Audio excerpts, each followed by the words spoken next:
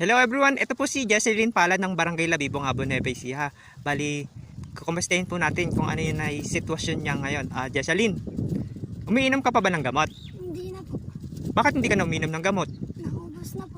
Naubos na. Anong bang binigyan kayo ni Ma'am Elsie tapos ng mga seaman ng total na 7,500? Pina-check up ka ba? Opo.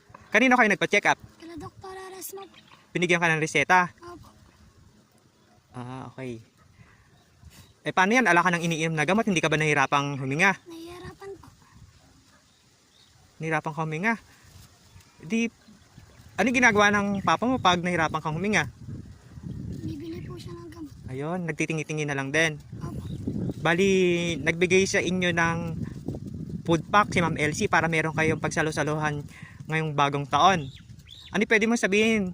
Kasi hanggang ngayon nagbibigay ng tulong si Ma'am Elsie at si Sir Teddy. Maraming salamat po sa lahat na nagbigay po. Ayan. Nagpapasalamat po si Jesseline sa nagbibigay po ng tulong sa kanya. Ito yung food pack.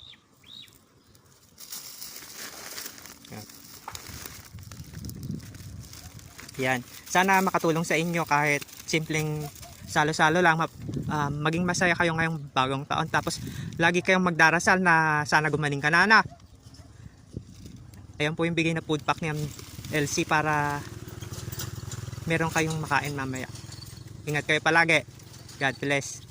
Tapos sabihin mo kay Papa, lagi siyang magtrabaho para meron kang pambili ng gamot. Kasi hindi naman natin lagi pwede iasa sa mga nagbibigay ng tulong. Paano tulad yan, walang nagpadala sa'yo? O di, ikaw ang nahihirapan. Yan. Ingat kayo palagi, anak. Salamat din sa inyo.